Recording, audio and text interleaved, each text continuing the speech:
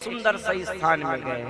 हाँ, सुंदर वहां हरे भरे पेड़ थे, सुंदर वहां जो है चिड़िया गुंजायमान कर रही थी, मोर जो है चौल कर रहे थे मानो। जब उस सुंदर स्थान में लेकर के गए, पृथ्वी देवी कहने लगी कि प्रभु, बोले हाँ। बोले कौन सा स्थान है प्रभु आप लेकर के मुझे आए हैं? बोले देवी ये मेरा श्री धाम वृंदावन है। बोले प्रभु मेरे बगैर?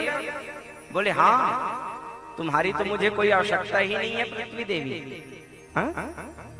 तुम्हारी कोई आवश्यकता नहीं है मुझे, वो तो मैं तुम्हारी सहायता करने के लिए अवतार लेकर के गया। मेरे भाई बहन, हमारे भारतवर्ष में दो स्थान ऐसे हैं जो पृथ्वी से अलग है। पहला है वाराणसी काशी, जो मेरे भोले बाबा के त्रिशूल पर विराजमान है, मेरे शंभू के त्रिशूल पर विराजमान है। और दूसरा हमारा श्रीधाम वृंदावन, जो पृथ्वी से अलग है, राधा रानी के कृपा से ये बसा हुआ वृंदावन है। मेरे भाई बहन, जो वृंदावन मुक्ति को भी मुक्ति प्रदान करने वाले हैं। एक बार मुक्ति देवी ना प्रश्न करते हैं कन्हैया से, गोपाल से प्रश्न करने लगे कि हे कन्हैया, मुक्ति कहे गोपाल से मेरी मुक्ति बताओ। जो हम सबको जीवों को जो मुक्ति प्रदान करती हो, मुक्ति देवी आज गोपाल से प्रश्न करने लगे, कन्हैया से प्रश्न करने लगे कि कन्हैया, बोले हाँ मुक्ति देवी। बोले मैं सबको मुक्ति प्रदान करती हूँ, मेरी मुक्ति कहाँ होगी? मेरी भी तो कहीं मुक्ति होगा, कहाँ होगा मेरी मुक्ति? मुक्ति कहे गोपाल से मेरी मुक्ति बताओ। तो गोपाल कहने लगे क्या? ब्रज रज उड़ मस्तक लगे तो मुक्ति मुक्त हो ही जाओ। हे मुक्ति देवी, अगर तुमको मुक्ति चाहिए तो तुम कहीं मत जाओ, मेरे वृंदावन चले जाना, मेरे ब्रज चले जाना, और ब्रज की इस धूल को, रज को अपने मस्तक से लगा लेना। मेरे भाई बहन, वृंदावन जो है रज प्रधान है। वृंदावन आप गए, वृंदावन में जाकर के रमण रेती में लोट नहीं लगाए, ब्रज की रज को मस्तक नहीं लगाए, तो आपका वृंदावन जाना अधूरा है। आज भी आप जाकर के देखेंगे रमण रेती पर हजारों नर नारी जो है लोट लगाते रहते हैं। मेरे भाई बहन, वृंदावन एक बार क्या, प्रयागराज जी महाराज का जितने तीर्थ हैं ना, उनके राजा कौन है? प्रयागराज। तीर्थों के राजा हैं प्रयागराज। भगवान ब्रह्मा के पास आकर के कहने लगे, प्रयागराज क्या देखते हैं, जितने भी तीर्थ हैं सब मेरे पास आते हैं टैक्स पटाने के लिए, कर पटाने के लिए। आप लोग पटाते हो ना, नल का टैक्स, बिजली, घर का टैक्स, वैसे जितने भी तीर्थ हैं सब प्रयागराज जी के पास जाते हैं टैक्स पटाने के लिए। प्रयागराज जी देखते हैं कि सब मेरे पास आते हैं, लेकिन छोटा सा वृंदावन नहीं आता। प्रयागराज जी को बुरा लगा, ब्रह्मा जी के पास गए, ब्रह्मा जी से जाकर के प्रयागराज निवेदन करने लगे। कहते हैं हे ब्रह्मदेव, बोलो बताओ प्रयागराज कैसे आना हुआ? बोले मैं राजा हूँ ना। बोले हाँ, सभी तीर्थों के तुम राजा हो। तो बोले जब मैं राजा हूँ, सभी तीर्थ मेरे पास आते हैं, तो ये छोटा सा वृंदावन क्यों नहीं आता? इसको इतना अभिमान है अपने आप में। और जब ये वृंदावन नहीं आता, हमारा इतना ही बेइज्जती कराना था, इंसल्ट कराना था, तो हमें राजा क्यों बनाए? ब्रह्मा जी बोले सुनो प्रयागराज, मैं वृंदावन के बारे में एक शब्द भी बोल पाऊं ऐसे मेरे में सामर्थ्य नहीं है। मैं वृंदावन के बारे में कुछ नहीं बोल पाऊंगा, लेकिन तुम्हारी इस समस्या का समाधान मैं अवश्य कराऊंगा, चलो मेरे साथ। प्रयागराज जी को लेकर के ब्रह्मा जी जो है विष्णु के पास आ गए, नारायण के पास आ गए। और जब नारायण के पास आए, नारायण के चरणों में प्रणाम किए, बोले प्रभु ये आपके पास आए हैं प्रयागराज जी, अपने कुछ समस्या लेकर के आए हैं। भगवान नारायण मुस्कुराते हुए पूछने लगे बोलो प्रयागराज कैसे आना हुआ? तो प्रयागराज कहते हैं प्रभु मैं राजा हूं ना? बोले हाँ आप सभी तीर्थों के राजा हो। बोले प्रभु जब हमारा इतना ही इंसर्ट कराना था तो हमें राजा क्यों बनाए? बोले क्या हुआ प्रयागराज, बताओगे तो सही। बोले प्रभु सब मेरे पास आते हैं टैक्स पटाने के लिए, कर पटाने के लिए, लेकिन ये छोटा सा वृंदावन नहीं आता।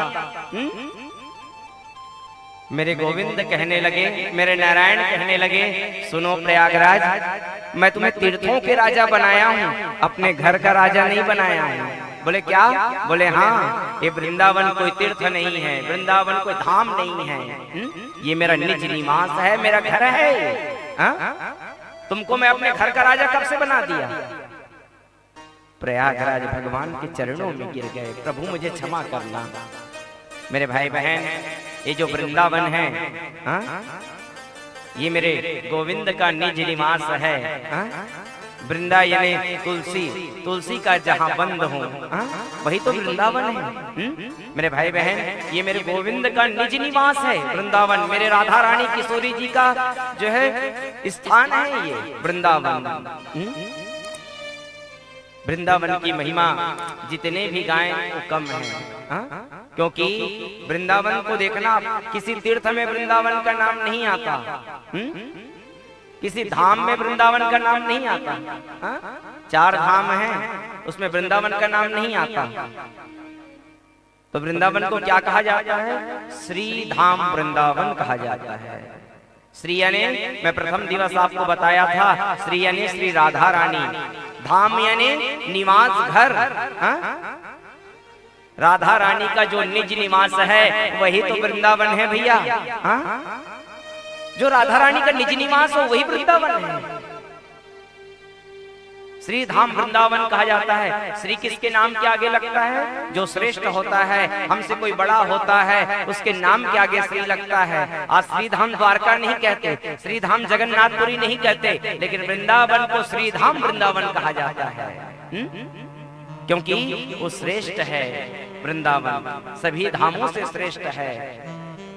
शास्त्रों में तो ये भी कहा है मेरे भाई बहन कि कोई धाम नहीं जा सकते तो मत जाना, कोई तीर्थ नहीं जा सकते तो मत जाना, लेकिन अपने जीवन काल में एक बार वृंदावन चले जाना।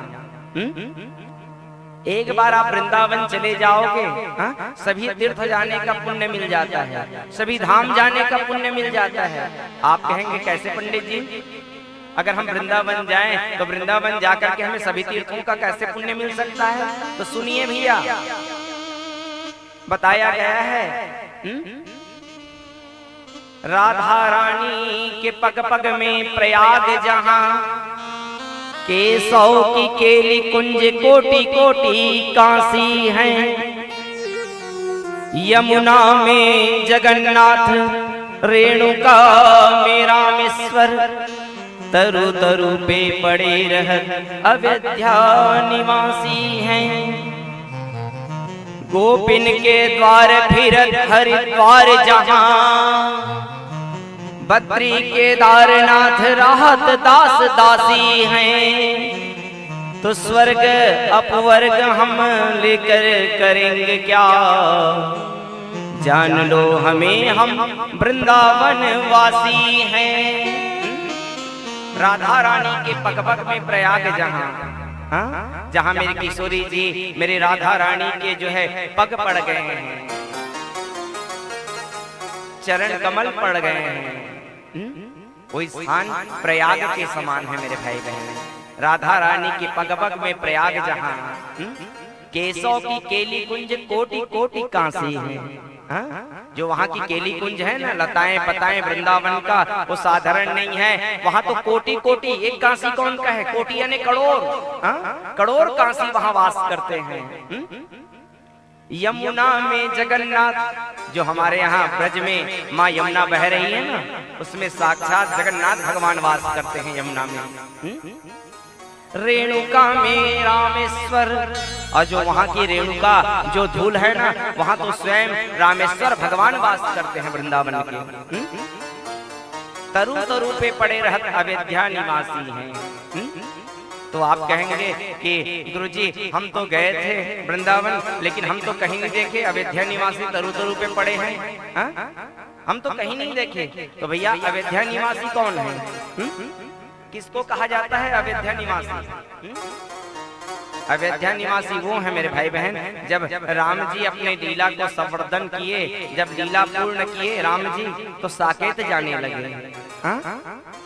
मेरे राघवेंद्र सरकार जैसे साकेत जाने लगे तो हनुमान जी से भी कहने लगे, हनुमान जी आप भी चलो हमारे साथ। तो हनुमान जी हाथ जोड़ लिए, प्रभु मैं आपके साथ साकेत नहीं जाऊंगा।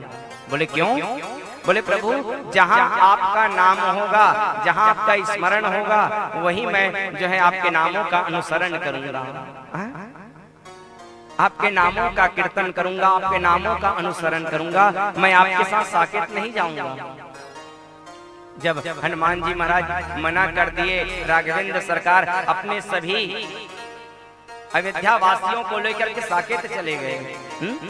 जब राम जी चले गए, हनुमान जी महाराज विचार करने लगे, राम जी तो चले गए, अब आने वाले कौन हैं? अब तो श्याम जी आने वाले, कन्हैया आने वाले हैं। तो हनुमान जी अपने पूरे वानर सेना को लेकर के अपने पूरे वानर सेना को लेकर के हनुमान जी महाराज कहाँ जाते हैं? वृंदावन।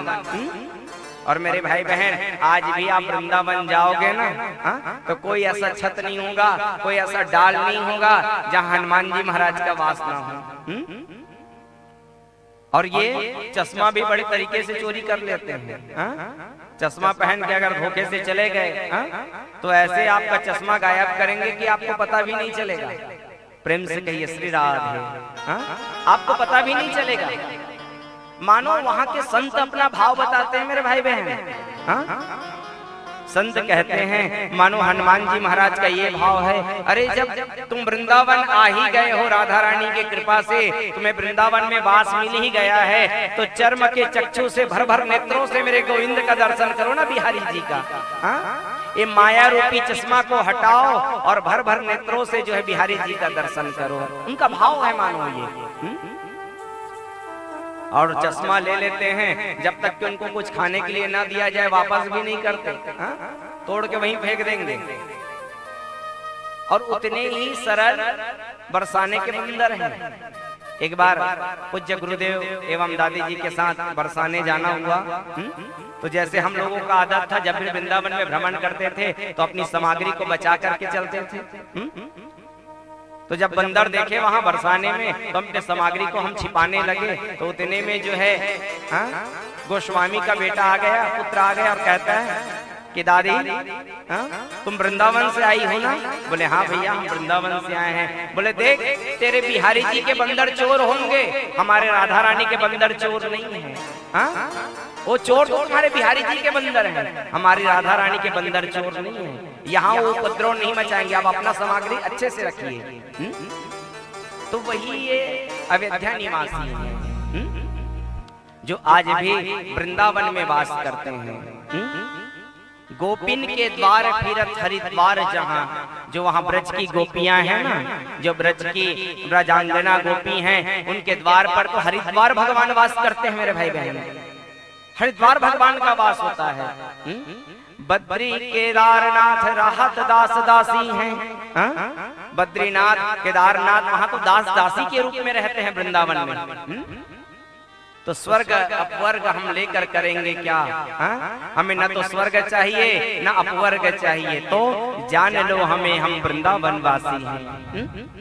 जिसको वृंदावन में वास मिल गया, ब्रज में वास मिल गया, मेरे भाई बहन कोई साधारण नहीं है वो जीव।